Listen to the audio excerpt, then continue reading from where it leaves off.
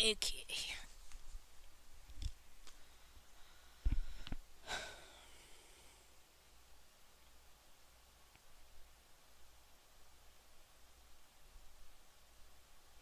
Okay, do you remember what happened last time? They had the Festival, the Lantern fest Festival. yeah, the festival, and then they mocked gay people. Yeah, and he came back to, at the end of the chapter, he came back to Earth and found Chi-Rong tied up in like a tree or whatever. Oh, right, yeah. And then Sorry. the lanterns were lighting his path home. Oh, right, yeah.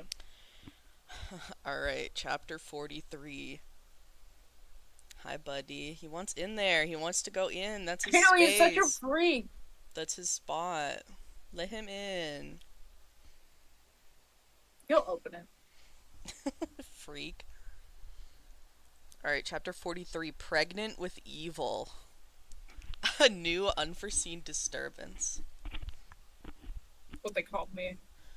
Pregnant with Evil? No, Oh. unseen disturbance. I was like, what the fuck are you talking about? Alright. It didn't take more than 2 days before Shilian came face to face with a major crisis. There was nothing to eat in the shrine. If he was by himself, he'd only need a few steamed buns and a small plate of pickled vegetables for a whole day's sustenance.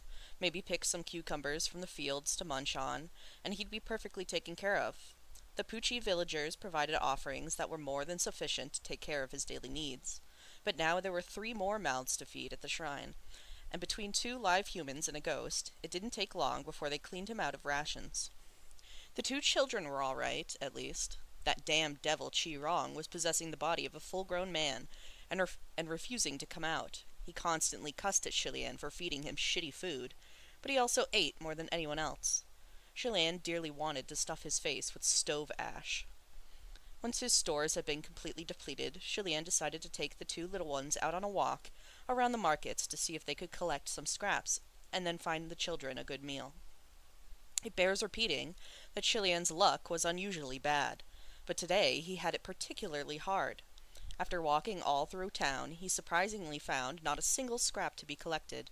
Finally, he stood at the crowded intersection and made a decision. He would pick up his old line of work. Thus, he ushered the 2 children aside before he stood in the middle of the intersection and called to the crowd in a loud and resonant voice. Dear friends and neighbors, today is the first time this humble one has found himself in this fair land. I will perform a few shameful tricks. They are embarrassing, but I hope everyone will cut me some slack and give this poor man a hand, donate a bite to eat, and grant him some coins for the road. Julien had a transcendent air. His sleeves were clean and graceful, his voice was clear and sonorous, and his energy was infectious and invigorating. Many idling in the streets soon came over to surround him. What can you do? Show us something interesting. How about plate spinning? Julien offered cheerfully. The crowd waved their hands. That's not hard to do at all. It's child's play. What else can you do? Julien then offered, How about shattering boulders on my chest? That's too old school. Too old, the crowd groused. Anything else? Only then did Julien come to realize that even street performers needed to keep up with the times. What had once been his best tricks were now nothing more than yesterday's news, and there was none left who appreciated his craft. The crowd was about to disperse, and without any other choice, he brought out his ultimate technique. He pulled from his sleeves a bundle of protection charms he had crafted with his own hands, and called out again. Free protection charms for watching the performance. They're handmade. Don't walk by and miss this chance. Hearing that there were freebies, the crowd soon returned. What kind of protection charms? Which temple blessed them? Is it the Heavenly Emperor? Do you have any for wealth? Give me a wealth charm, please. Thanks. I want one from Ju Yang Shenjun. Please save one for me. No, no, Julien explained. The ones I'm giving away are for the Crown Prince of Shenle, blessed by Pucci Shrine, guaranteed effective. Of course they were effective. Thousands of people prayed to the other heavenly officials every day, until their ears buzzed with white noise. If they determined something was even slightly too much work, they'd hand it in to junior officials under them. As for Shilian, he only heard a few prayers at most, so who was more likely to actually listen? The crowd scoffed. What the hell? We've never heard of him before. It's okay if you've never heard of him, Shilian assured. Poochie Shrine is located in Poochie Village, just 3.5 kilometers out. Everyone's welcome to pay a visit, and there's no need to bring offerings. Before he even finished, the crowd broke up. Soon after, every single one of the spectators threw away the charms. Shilian trotted over to pick the charms back up, patting them clean before stuffing them back into his sleeves, and not looking the least bit bothered. As he collected them, a pair of cloth shoes stopped before him. Shilian looked up and saw Lang Ying's raven black eyes peeking out from under his bandages, watching him intently. What's wrong? Shilian asked gently. Go over there and sit with Gaze. Just wait for me for a bit. Lang Ying was quiet. Just then, the doors to a mansion at the end of the large street suddenly burst open, and a man was thrown out, followed by angry shouts. Quack, doctor! The pedestrians on the street immediately rushed over with thundering footsteps to watch the show.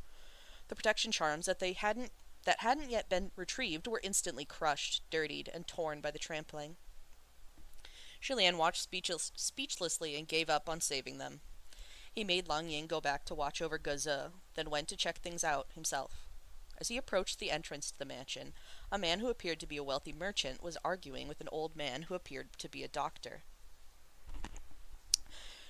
What did you tell me when you came yesterday? The wealthy merchant raged. Didn't you say there was nothing to worry about? How do you explain what happened today? My wife neither fell nor ate anything foul, so how has it come to this?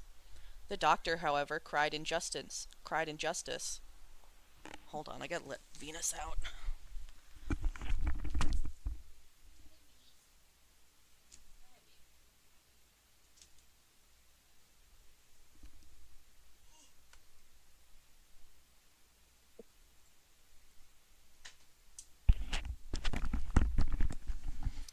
Icky.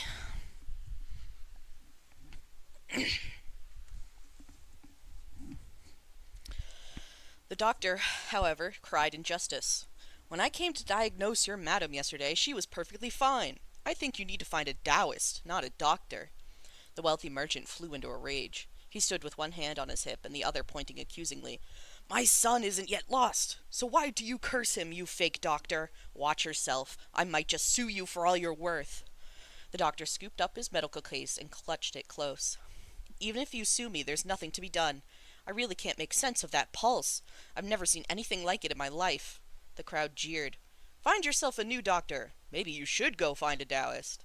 Shilian instinctively felt there was something off about this affair, and he raised his hand above the sea of people. Please, look here. There's a Taoist here. I'm a Taoist. Everyone turned to look at him, puzzled. Aren't you a street performer? Shilian explained politely. That was only a side gig. Thank you. He walked up to the merchant. Will you bring me to see the esteemed madam? Shrill screaming could be heard from inside the mansion. The ladies in waiting were obviously panicking. The wealthy merchant had summoned a new doctor who hadn't arrived just yet, and men facing a desperate plight will do anything. So he dragged Shilian inside to see his wife with no further questions, and Shilian grabbed the recently expelled doctor on the way in. When the men entered the bedchamber, there was blood all over the floor, and a young woman lay upon the large, flower-curtained bed. Her face was white as a sheet, and she was clearly racked by severe pain and acute agony, and would have surely been rolling around hugging her belly if the ladies in waiting had not been holding her down. The moment Shilian walked through the door, all the hairs on his neck raised. This chamber was exceedingly heavy, with yin energy, and that energy came from one place, that woman's stomach. Shilian immediately moved to shield everyone behind him and shouted, Don't move! There's something not right in her belly. The wealthy merchant was terrified. Is my wife about to give birth? The doctor and the older ladies in waiting couldn't stand such ignorance, and they snapped at him. It's only been 5 months. How could she be about to give birth? The wealthy merchant raged at the doctor. If she's not about to give birth, and you have no clue what else could be wrong, then you're a quack. You can't even read a pulse. The woman was going to faint, and Shilian shouted again, Everyone, be quiet. He withdrew Fang Xin. Seeing him suddenly unsheath a long, black, murderous-looking weapon made everyone jump in surprise. What are you planning? They saw Shilian release his hand, and the sword actually floated in midair. Now everyone was stunned. Fang Xin hung overhead, the tip of the blade facing down and pointing at the woman's swollen belly. The killing aura of the sword was intense, and all of a sudden the crowd saw the woman's belly move. Within it, a lump of flesh raised up, jerking left, then No right. fucking It way, thrashed dude. about until finally the woman hacked and coughed violently, and a stream of black smoke spewed from her mouth. Fang Xin Oh, was at the ready and immediately struck the black smoke. The woman let out a long wail of, "My son!" and instantly passed out then and there. Shulian called that's back the sword and crazy. sheathed it anew on his back. He then turned to the doctor. "It's fine now." The doctor's eyes were wide and his mouth agape. Shulian waved his hand in front of the doctor a couple times before he tentatively approached. The wealthy merchant looked joyous. "Is my son safe?" But after the doctor felt the woman's pulse, his voice trembled with trepidation as he said, "It's gone." The wealthy No merchant fucking was way. dumbfounded, and after the shock passed, he roared, "Gone? How did she miscarry just like that?" Julien turned to face him. "The madam didn't miscarry. The baby is gone. Gone, do you understand?" "What's the difference?" the wealthy merchant demanded. "It's quite different," Julien said. "Miscarriage is miscarriage. Gone means this. There was a child in madam's belly at first, but that child has now disappeared." The woman's abdomen had been swollen, but sure enough, although it bore no sign of external injury, it was now shriveled in an extremely unnatural-looking way. The wealthy merchant was shocked. "Wasn't my son just in there?" "The thing inside wasn't your child," Julien explained. "The madam's belly was swollen with that cloud of black smoke." Let me get a drink.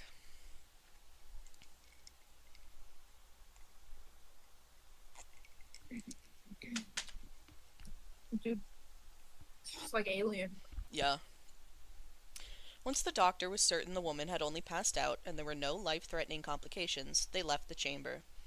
Dao Zhang, how should I address you? Dao Zhang, how should I address you? The wealthy merchant asked.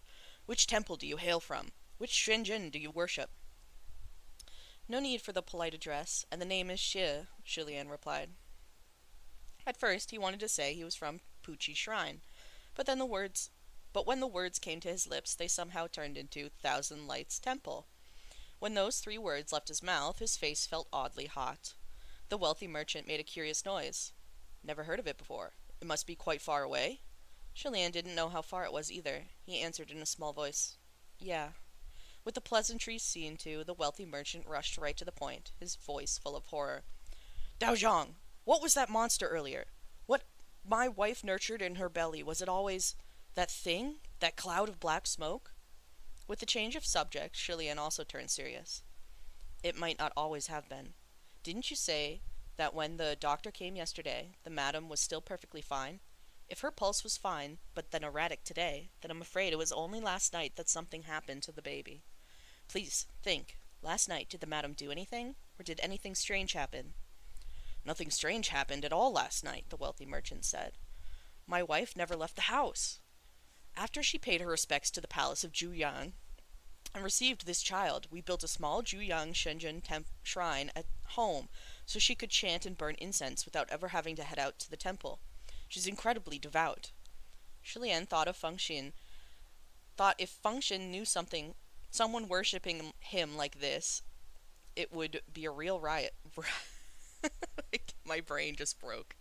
Are you having a hard time, dude? Julien thought if Feng Xin knew someone worshipped him like this, it would be a real riot.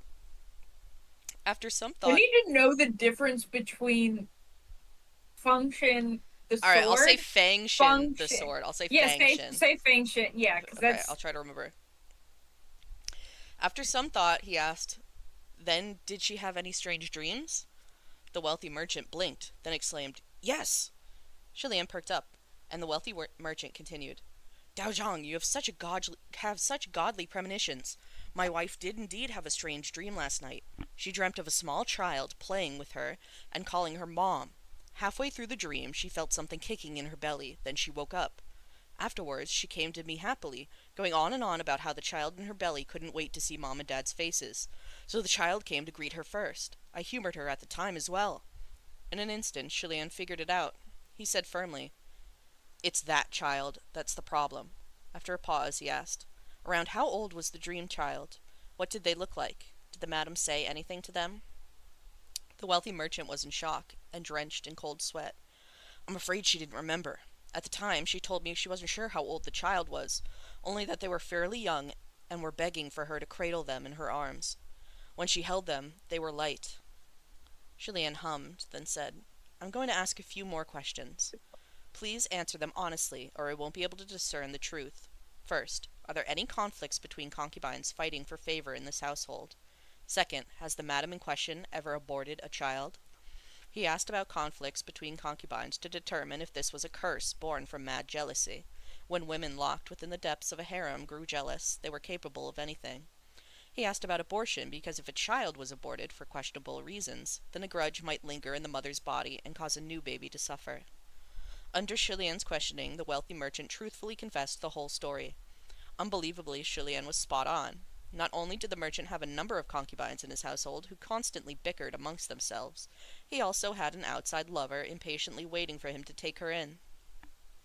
Later, the madam's servant girl also reported that her mistress had originally only been a concubine herself, and had been impregnated by the merchant once before.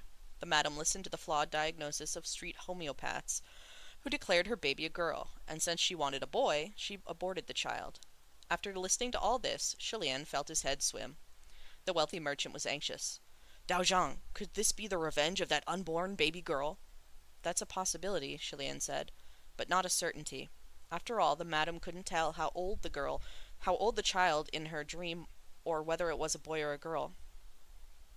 Then Dao Zhang, the wealthy merchant said fearfully, if it was only last night that the cloud of black smoke filled my wife's belly, where did my son go? He was probably devoured, Julianne answered. The wealthy merchant shuddered. Devoured? Julianne nodded. Then what should I do now, Dao Zhang? The wealthy merchant was panicking. I have another pregnant concubine. What if that monster comes again? There was another impregnating concubine. There was another pregnant woman in the household? Julianne raised his hand. Calm down. Let me ask another question. Does the madam remember where she met the child in her dream? She said she vaguely remembered it as a large mansion, but she definitely doesn't recall much else. It was only a dream. Who can remember a dream with clarity? The wealthy merchant clenched his teeth. After over 40 years, I was finally expecting a son, but what misery. Dao Zhang. You'll catch and kill this monster, right? I can't let it harm any more of my family. Don't panic, Julianne comforted him. I will do my best. The wealthy merchant was joyous, and he rubbed his hands together. Excellent, most excellent. Does Dao Zhang need anything? Compensation of any sort won't be a problem. Julianne declined his offer, however. I don't need compensation, but I do have a few things for which I'd like to request your assistance. First, please find me a set of casual women's clothing. It must be loose enough for a man to wear. Also, I'm afraid I need a lock of hair from the expecting concubine to craft a spell. The wealthy merchant gestured to his servants. Are you lot taking notes? Second, please advise your expecting concubine to sleep in a different chamber, Julianne continued. No matter where or when, if she should hear the voice of a strange child calling her mom, she must not answer. She absolutely must not answer. It's best if she doesn't even open her mouth. People often don't realize they're dreaming, and their senses and self-awareness become dulled. But if you deeply ingrain this in her mind, perhaps by repeatedly reminding her in her ear as she sleeps, maybe it will work. The wealthy merchant acknowledged the instructions. Julianne then said, And third, I have 2 little ones with me today. Please take care of them and give them something to eat. For small things like that, never mind 2 requests, I will fulfill 100 for you, the wealthy merchant exclaimed. Finally, it had come to the most important item, Julianne said. 4. He took from his sleeves a protection charm blessed by Pucci Shrine and handed it over with both hands in great solemnity. Please take this protection charm and cry, Your Highness the Crown Prince, please protect me. That way, this case will be marked under my shrine's title. That night, Julianne once again changed into women's clothing. Although he was no stranger to cross-dressing by now, it was his first time pretending to be a pregnant woman. It took him no more than half an incense time Not to get the last. yeah, shut up. It took him no more than half an incense time to get his makeup on, and once his face was painted, he stuffed a pillow up his skirts to give himself a belly, with the lock of hair from the expecting concubine hidden in said pillow. He was calm as he lay on the bed and slowed his breathing. It didn't take long before he fell deeply asleep. An unknown amount of time passed. Julien opened his eyes. The sight before him was no longer the bedchamber of the wealthy merchant's concubine. It was a resplendent pavilion. Let me get water.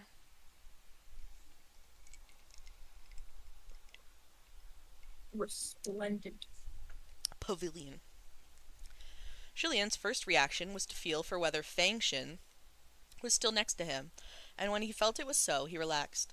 Fang Xin was a sacred sword, after all, so it was bound tightly to his person.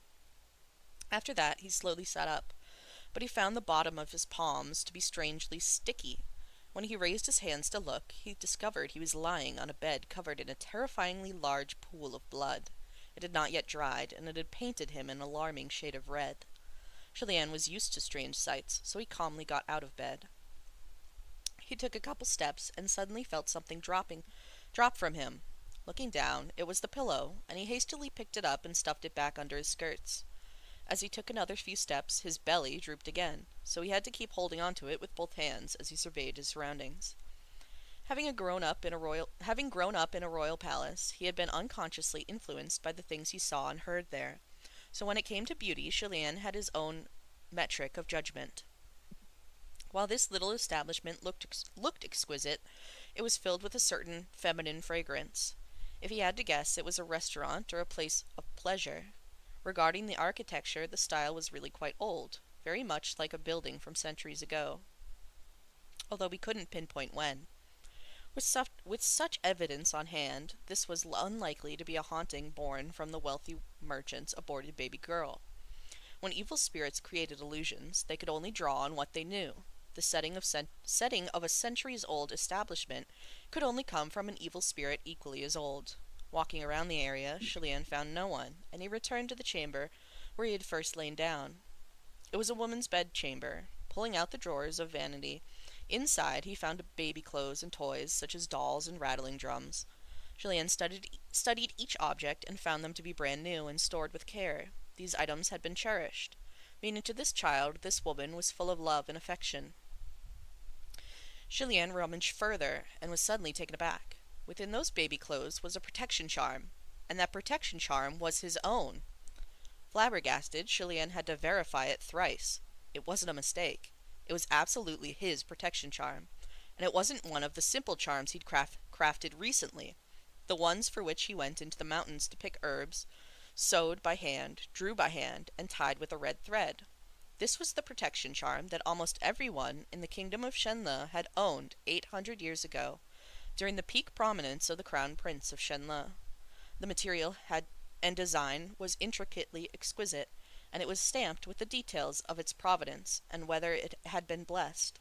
Could the lady of this establishment have once been one of his believers?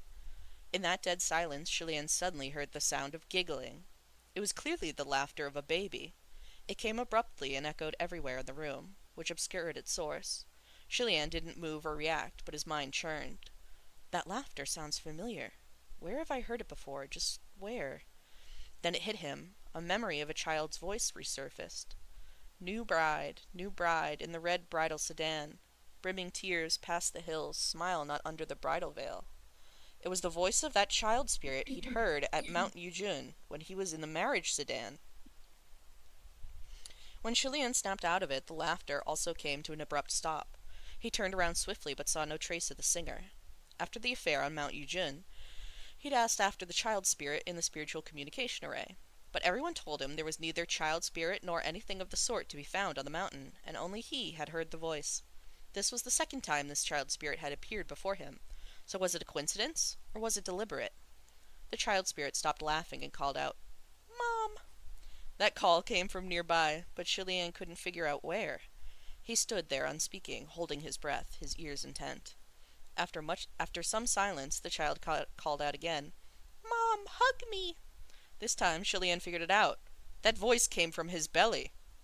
Julien had been holding the fake belly with both hands, and only now did he What realize the with fuck? astonishment that the pillow in his hands had grown heavier. God. He smacked it loudly, and a lump of something tumbled out of his clothes. It seemed to be a ghastly pale child, and it spewed some substance from its mouth before scrambling away into the darkness and disappearing. It came out of his uterus, dude. Julien rushed over to inspect what it had left. The things it had spat out were some clumps of thread and a lock of black hair. It seemed Shilian's illusion Ew. spell had worked. That little ghost had wanted to devour Shilian's child the way it did that pregnant woman's, but instead it consumed the cotton stuffed into Shilian's robes. Soon after, Shilian heard it cry sharply once more, "Mom!"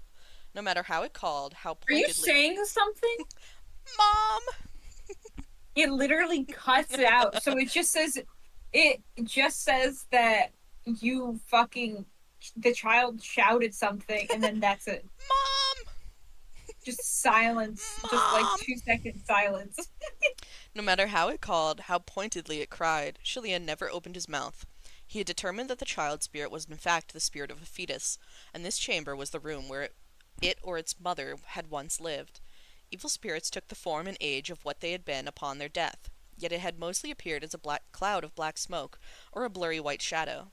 This meant the spirit itself didn't know what it should look like, so it had no proper form. The baby clothes in those drawers clearly hadn't been worn, and that terrifyingly large pool of blood on the bed Baby shoes never worn. brought Shilian to conclude that the lady of this chamber had miscarried. Even so, their unborn child already had shape and retained a bit of consciousness. On becoming a fetus spirit, it wanted to return to its mother's belly, so it had sought out the wealthy merchant's wife. When it called to that woman in her dream, it had been the wrong move for her to open her mouth to acknowledge it. It must be said that the bond between mother and child is special, and therefore acknowledging the title was a form of permission. When she opened her mouth, she gave the evil thing a chance to enter. The little ghost dove in, slid into her belly, and devoured the original fetus like a cuckoo in the nest. Shilian was a man, but he wasn't sure whether the child spirit would take the chance to sneak into his belly if he opened his mouth. Just in case, he thought it best to keep his lips shut. Correct. Keeping them tightly sealed and gripping Fang Shin in his hand, Shilian searched for traces of the child. He had always possessed an exceedingly sharp instinct for danger, something that had been refined through thousands of battles. Even without a clear line of sight, as long as he had a hunch, he could thrust his sword and hit the mark 9 times out of 10. Shilian's strikes were weakened in the child spirit's illusion, but after multiple hits, the spirit seemed less inclined to those bouts of laughter. After doing this for a while, Shilian felt a sudden pain spike in the bottom of his foot, and he paused briefly. It seemed he had stepped on something extremely sharp. The child spirit saw him fall for its trap and cackled slyly. Though the voice was tender, it was a sound that couldn't have come from a small child, but rather a malicious grown man. It made for a sharp, distinct contrast, and quite a creepy one indeed. However, Shilian's face never even twitched, and he didn't slow his pursuit. With a flick of his hand, he struck out with his sword again, and the blade pierced its target once more. It had played with fire and was burned. The child spirit yelped in pain and hid far, far away. Only then did Shilian take a glance under his boot. It turned out he had stepped on a small, thin needle planted into the floor, pointing straight up. It had obviously been placed by the child spirit on purpose, in hopes that Shilian would cry out in pain. However, it miscalculated. Shilian was excellent at tolerating pain. Never mind stepping on a needle. If his leg were caught in a giant snare, he wouldn't utter a sound, if the situation called for him to bear it in silence. That tiny little needle was buried deep in his foot, and Shilian wanted to pull it out at first. But since the child spirit scurried away after the setback, he was afraid it would take this chance to escape and continue to harm others, so he chased it out of the chamber with the needle embedded in his foot. After a while, he stopped feeling the pain, and was able to run like the wind. There was no sign of the child spirit anywhere in the building, and Shilian was baffled. Was it actually scared off by my attacks? Just then, without a breeze in the night air, a nearby window opened by itself. Shilian immediately rushed over, but was shocked by what he saw. Outside the window there was no sign of streets, no mountains, no pedestrians, only a deep, bottomless lake. On the other side of this lake there was a house, and in that house there sat 2 small children, Lang Ying and Ge, eating at a table. They didn't seem to notice the thick, black swirl of smoke directly above their heads, which cackled and cried out in a sharp voice, "Mom! Mom!" Shilian's heart lurched. His hands gripped the windowsill, ready to warn them aloud, but then he remembered not to open his mouth, and forced his voice back down. Although this was nothing more than the child spirit's illusion, he didn't know whether Lang Ying and Ge had truly been pulled in. If they had, then any harm they suffered here would affect their real bodies. He searched for a vase or something to hurl over as a warning, but he couldn't find anything suitable. Tables and chairs wouldn't fit through the window, and on top of that, the lake separated the 2 buildings. Did this mean he had to swim over? Just then, Gazoo yawned, looking listless. The cloud of black smoke suddenly gathered, ready to slip into his mouth. Children's bodies had terribly weak defenses when it came to such things. The spirit might be able to intrude even without permission. Shilian had no time to think about swimming. In a split-second decision, he shouted, "Close your mouth! Run!" The moment he shouted, Lang Ying and Guzza jolted awake, closing their mouths in surprise as they leapt to their feet. The child spirit, however, had suddenly dispersed. In the next second, a cloud of black smoke exploded in Shilian's face. Let me drink. He's gonna get impregnated, bro. What? Insane plot line right now. Oh, just wait, it gets better. Right. Even though Shilian closed his mouth, the moment he shouted, he could feel a stream of cold air snaking down his throat. It was the black smoke entering his stomach. His innards were numb, as if everything inside him had frozen in a matter of seconds. Shilian gritted his teeth and hastily tore apart a few protection charms. He dug out the herbs and charmed papers within, and stuffed them into his mouth, chewing with force and swallowing. It didn't take long before his throat itched and that black cloud of smoke retched back out. Shilian covered his mouth with his sleeve, coughing nonstop, and choked by tears. His mind raced to find another countermeasure. Even after the cloud of black smoke was forcibly vomited out, it still swirled about and relentlessly clung to his body. Shilian pushed himself onto the windowsill, raised himself up, and leapt into the lake outside. With a splash, Shilian plunged deep into the heart of the lake. He held his breath, crossed his legs and arms, and assumed a meditative position, letting his body slowly sink to the bottom of that freezing lake. Once his heartbeat returned to normal, he looked up and could somewhat make out the black fog swirling above, blocking off the surface of the water. Once he emerged, he'd have to gasp a deep breath, and in doing so, he would surely suck the child spirit into his stomach. A grown man with a fulsome baby bump wasn't the least bit funny to imagine. However, his leap into the water had only been meant to give himself some time to think. It didn't take long for Shilian to come up with a counterattack. "So what if I swallow it? I'll just swallow Feng Xin right after." He learned that trick when performing on the streets. Although it might hurt, whatever, as long as the child spirit could be captured. With his mind thus made up, Shilian released his arms and started swimming upward. But the muffled sound of sloshing water came from above, and suddenly a vast expanse of burning, vivid crimson red flooded his vision. A tangle of winding, raven-black locks obscured his sight, though nothing could be seen through the splashing water and schools of air bubbles. Shilian blinked, trying desperately to bat away the thousands upon millions of lingering crystalline bubbles. Then he found himself caught by a pair of strong arms. One hand circled his waist, and the other grasped his chin. In the next second, something cold and soft covered his lips. Let me drink. Are we doing another? Do you want to? Not really. No, they're gonna kiss, though. You hate me. Oh. Can we do one more? Yeah, let me throw this away. Okay.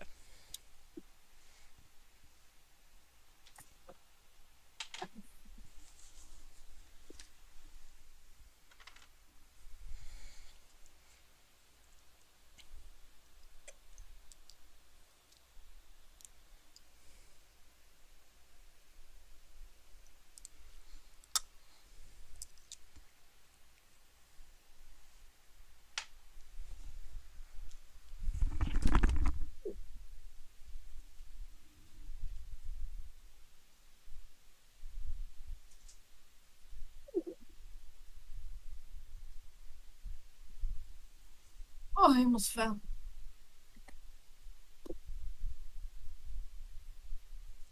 Hi. Hello? Take your weed and we can watch Mr. Queer after. I did. I just did. Okay. I just took mine. It's gonna hit and then we can watch Mr. Queer. Chapter 44. Mind in disarray, but say not that the tender heart is too. Fucking lock in. I'm locked It's happening. in. In that instant, Shilian's eyes bulged. Never in his life had anyone treated him like this. First, no one dared. Second, no one could. However, this person was swift like the devil, and it appeared so suddenly that he had no chance to defend himself before he'd been plunged into such a state. Flustered, he thrashed and desperately tried to push the person away. Instead, he only succeeded in choking on large mouthfuls of water, as string after string of bubbles escaped from his mouth like crystal beads. Of course, this was a big mistake underwater. The hand around his waist only tightened, pressing their bodies closer together. And Chilian's struggling hands were firmly folded and crushed against his own chest, trapping them in place. His lips, too, were securely sealed. The kiss deepened, and with that, a breath of cool, gentle air was transferred into his mouth. Completely helpless and at a loss, just as Chilian began to accept his fate, he finally saw the person's face clearly. It was Hua Cheng. The moment he realized it was Hua Cheng, he stopped struggling. Innumerable random thoughts popped into his mind, all inappropriate for the time and place, such as, "So it was Hua Cheng. No wonder, he's cold. Ghosts don't need to breathe, but he can still transfer air to me? Don't ghosts sink in water?" And then there's a kiss picture that I'll send to you later.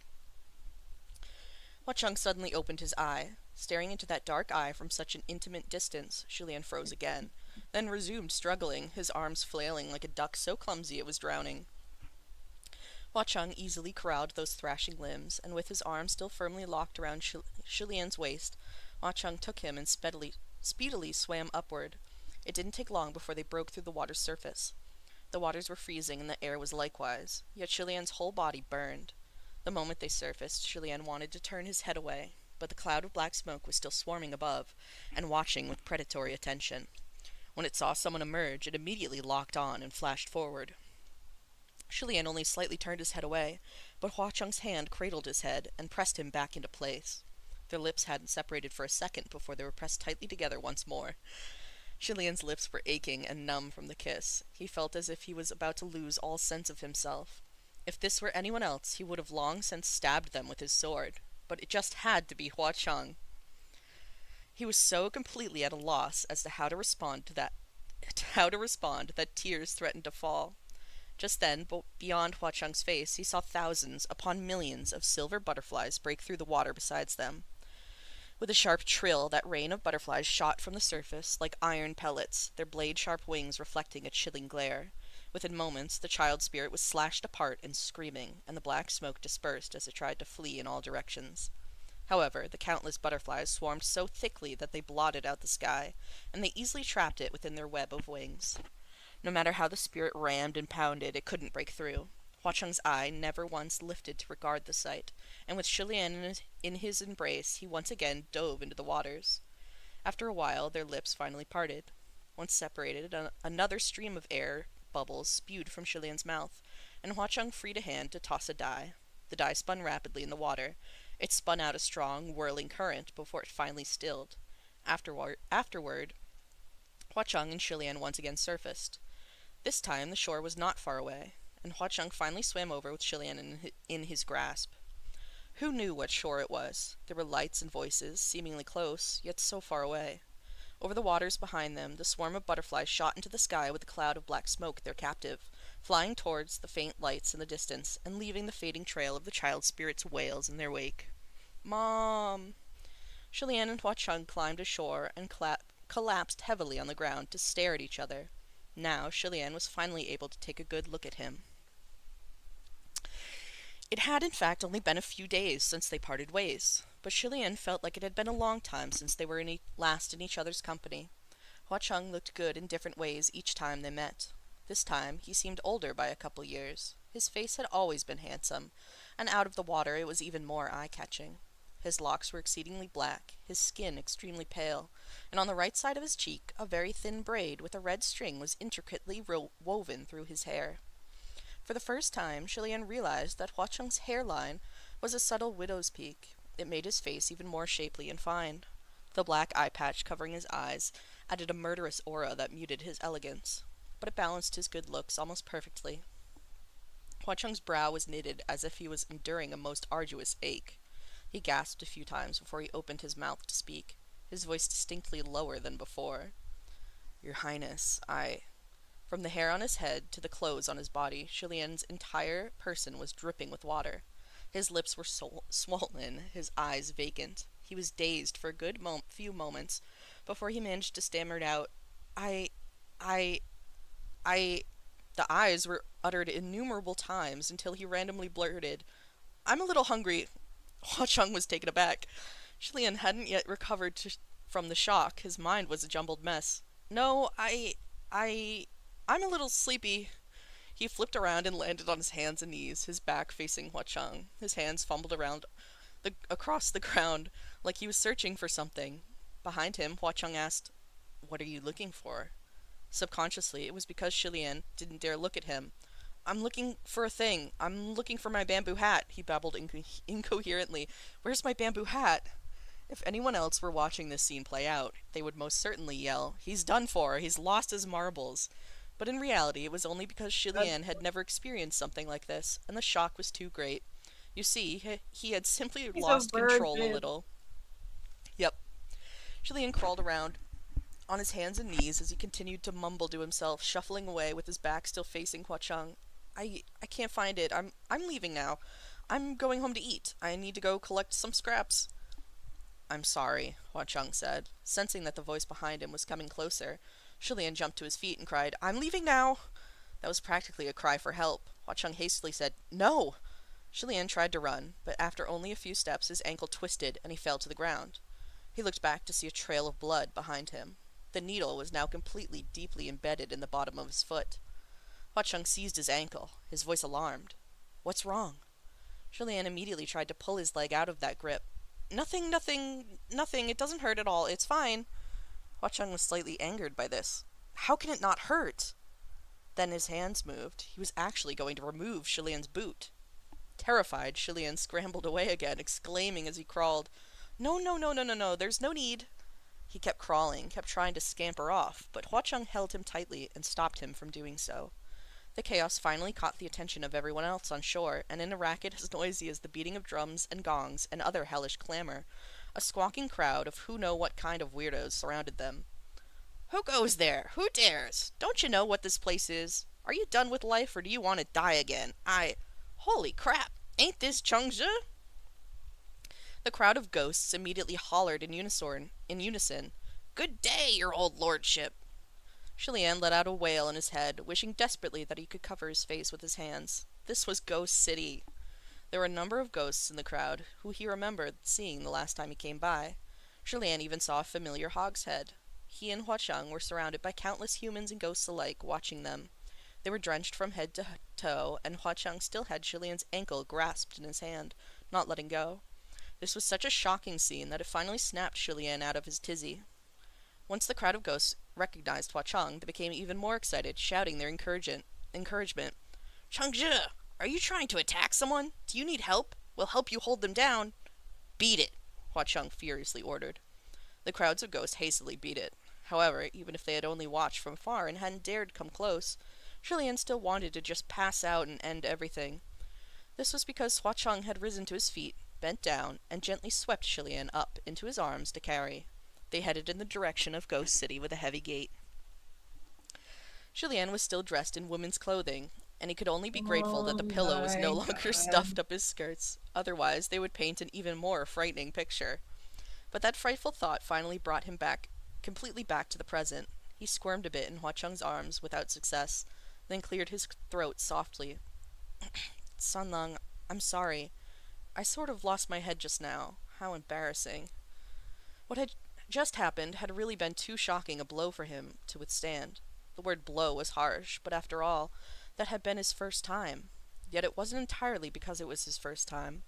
In the many centuries past, there had of course been a multitude of gorgeous female ghosts who tried to tempt him with their naked bodies, but Shilian's reaction had never been so embarrassing. So why, tonight, had he devolved into such a state? He supposed it had to be because the state preceptor had only ever taught him how to defend against the wiles of women, not men. Because of his lack of experience, he'd been swept off his feet. Thinking back on his conduct, Shilian was slightly ashamed and felt that he might have overreacted. Sunlong had meant well, so it was terribly rude of Shilian to respond in such a frightened manner. But Hua Cheng replied, "Nothing of the sort. I was the one who crossed the line and offended Guga. Sunlong should be the one apologizing." Seeing that he hadn't taken it to heart, Shilian secretly let out a breath of relief. I was in dire straits, and you were only trying to help. It wasn't really a big deal in the first place. Oh, that's right. Chilean suddenly remembered his mission. Sanlang, why have you suddenly appeared? Where's the child spirit? Hua Cheng, however, replied authoritatively, treating your wounds comes first. During their exchange, they had arrived at a magnificent building. Chilean looked up to see, hanging upon the entrance, the establishment plaque of Paradise Manor. He was astonished. Had Paradise Manor really been rebuilt so fast after it burned down? It looked exactly the same as the old version. But Chilean's was a guilty conscience, and he was too embarrassed to ask further. Hua Cheng carried him into the building in his arms and set him down upon a black jade divan. As Chilean sat there, Hua Cheng knelt before him, holding Chilean's injured foot and inspecting the tiny puncture on his sole, dyed with blood. The position made Chilean uneasy. He cried, "Don't!" and made a move to get down. But Hua Cheng pushed him back and swiftly removed his boot and sock with a steady hand. The leg also happened to be the one with the cursed shackle. The deep black chain locked around that clean white ankle made for a powerful contrast. Hua Cheng's eyes only lingered for a moment on that soft ankle before his palm pressed against Chilean's injured foot. "This might hurt a bit," Hua Cheng murmured. "Don't hold it in, Gaga. Say something if it hurts." Chilean trailed off. Before he could finish, he felt Hua Cheng squeeze with a bit of force. Pain crawled up his leg, and he couldn't help but shrink back. Hua Cheng's strength was extremely controlled, and little discomforts of this sort were normally nothing to Chilean. But for some reason, Chilean seemed unable to hide his pain in front of Hua Cheng. Maybe what Hua Cheng told him beforehand had made him try extra hard to endure the pain, and his efforts backfired. Sensing Chilean shrink back, Hua Cheng held his ankle tighter and reassured him with a soft voice.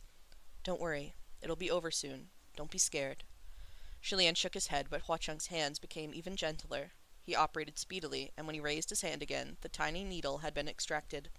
"All right, it's done." Chilean focused on the tip of that needle. It shone with a vicious glint. Hua Cheng closed his fingers and crushed it easily into nothing but a small puff of black vapor that dissipated into the air. Seeing this, Chilean put aside his discomfort and commented soberly, "What intense resentment. A typical fetus spirit wouldn't have powers that strong." Hua Cheng stood. "You're right. This fetus spirit must not derive from a normal miscarriage." A masked man entered just then with his head down. He presented a clay pot with both hands and handed it to Hua Cheng. Chilean checked to see if that man's wrist still carried a cursed shackle, but this time the man's sleeves were tied down fully and completely. Hua Cheng took the pot with one hand and glanced at it, then turned to pass it to Chilean, where he sat on the black jade divan. Before Chilean even reached for it, the muffled cries of a child could be heard from within. It seemed something was madly knocking about inside the clay pot, making it shake and rattle from side to side. Chilean became even more cautious. When he took the clay pot, he peeled up a small corner of the seal and peeked in. A dreadful chill rushed up his spine. Inside the pot lay something that resembled a fetus. Although the arms and legs were grown, they were weak and powerless, and the head remained obscured in shadows. All in all, it was no more than a malformed lump of organs. It was its true Great. form. Chilean immediately resealed the pot and said, "I see." He had once heard of individuals who searched for pregnant women who had not yet come to term. These people cruelly cut open the women's wombs to transform the unborn children into little ghosts to cast spells on their behalf. The ghost could be incited to do harm, ordered to protect the caster or a dwelling, or kept for general luck. This fetus spirit was no doubt the product of such sinister magic. Its mother was almost certainly one of Chilean's worshippers, or his protection charm wouldn't have been tucked away inside the clothes of that unborn child. Let me drink. Let me drink. I don't like this evil fetus story. It's he comes and goes. It's not like a full. He comes and goes. Chilean hummed, then said, "This fetus spirit was captured by Sun Lang. But would you mind if I take it with me to investigate? I encountered it before at Mount Yujun, so this is the second time it's appeared before me. I don't know if it's a mere coincidence or if there's a connection." "If you want to take it, then take it," Hua Cheng said. "Even if I didn't make an appearance, you would have captured it." Chilean chuckled. Be that as it may, San Lang caught it effortlessly, much more so than if I were to try. It These was guys only an stop dick riding. it was only an offhand comment, but Hua Chung remarked, "Huh?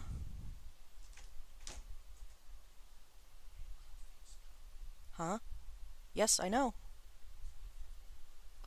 Yes, I know. She doesn't always eat at just 8." Oh my god, these people. Hold on, I gotta feed Scout before my father has a fit. Mm.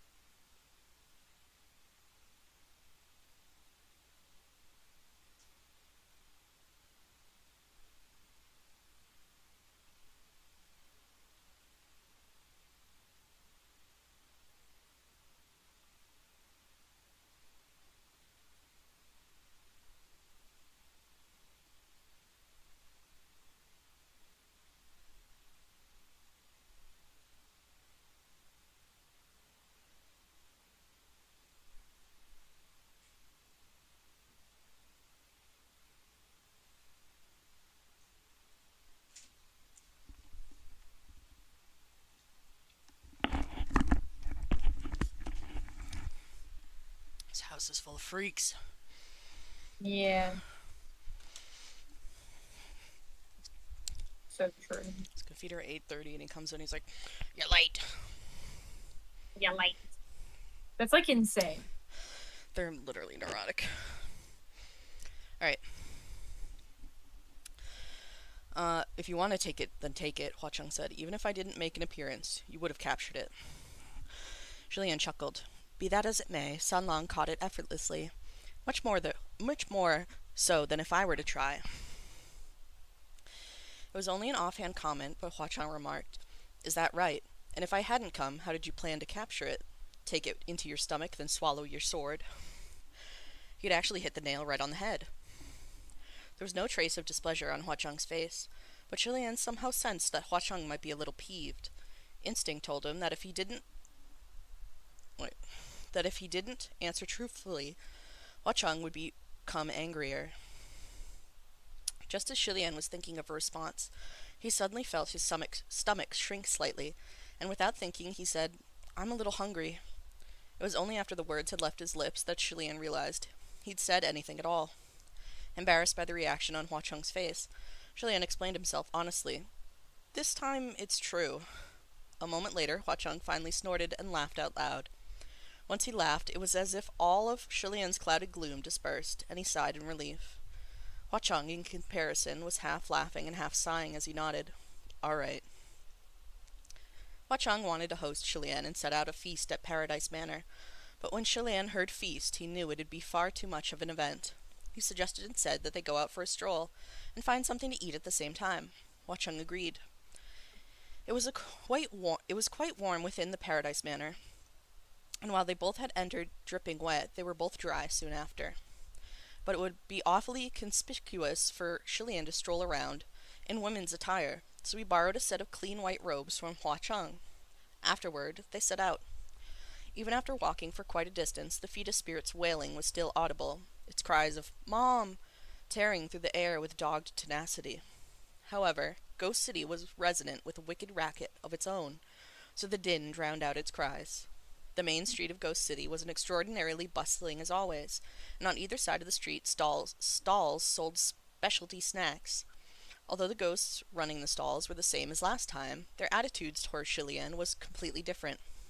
As Hua Chung walked next to him, shoulder to shoulder, the bizarre-looking stall owners came out to greet them with smiles, bowing almost halfway over and fighting one another to offer welcome. It reminded Shilian of a certain idiom, the fox assuming the power of the tiger. Even as the citizens paid their respects to Hua Cheng, hundreds and thousands of eyes fixated on Shilian, their burning gazes full of judgment and conjecture. Just who was he, to be able to walk side by side with the Lord of Ghost City? This made Shilian wonder if maybe he had made another mistake. Hua Cheng seemed quite at home here, standing before the eyes of millions as a sturdy rock in the flowing pandemonium of the current. He asked Shilian, "What do you want to eat?" Shilian wanted to end things quickly. Finally seeing a stall that was selling something not too awfully weird, he said, "Let's go to this one." However, Hua Cheng said, "Not this one." "Why?" Shilian was curious. Hua Cheng didn't say a word, but gestured for him to look inside. Shilian took a look, and when the stall owner saw them stop, he rubbed his hands excitedly as if waiting to welcome them. He vigorously wiped down the tables, chairs, and benches, but the tool he used to clean the furniture was his tongue. The bowls and cutlery dripped with shimmering beads of water after having been licked by that long, wide tongue, and they reflected a shine that made them look brand new. Shilian decided to abandon the stall and hurried away. After a few steps, he spied another stall, a shop selling chicken soup. It appeared neatly put together, and the sign on the door said, "Home-raised chicken, slow-cooked broth, made fresh, guaranteed clean." Shilian stopped. "Oh, chicken soup. How about a bowl?" Hua Cheng, however, said, "Not this one either." Shilian got in. "Got it. Is the problem with the dishware or the chicken?" Hua Cheng brought him into the shop, peeled aside a set of curtains, and gestured for Shilian to look. Curious, Shilian poked his head in and was immediately rendered speechless. An enormous pot sat inside the kitchen with a roaring fire beneath it, steam rolling forth. Inside the pot was a large man with a bright red cockscomb on his head, and he was happily taking a simmering bath in the boiling water. Next to the pot were many buckets. They contained salt, pepper, herbs, and other such seasonings. From the storefront, a customer yelled, "Boss, add more salt to the soup. It's too plain." As the man bathed, he grabbed a large handful of seasoning and smeared it on himself, rubbing it hard into his body with a towel to increase the flavor. Then he let out a long, warbling cock-a-doodle-doo. What the fuck? Julien dropped the curtain and silently walked out. After making a great round of the stalls, they finally found a shop. Its branded specialty was authentic delicacies of the mortal realm, though Julien remained doubtful of just how authentic the cuisine could be.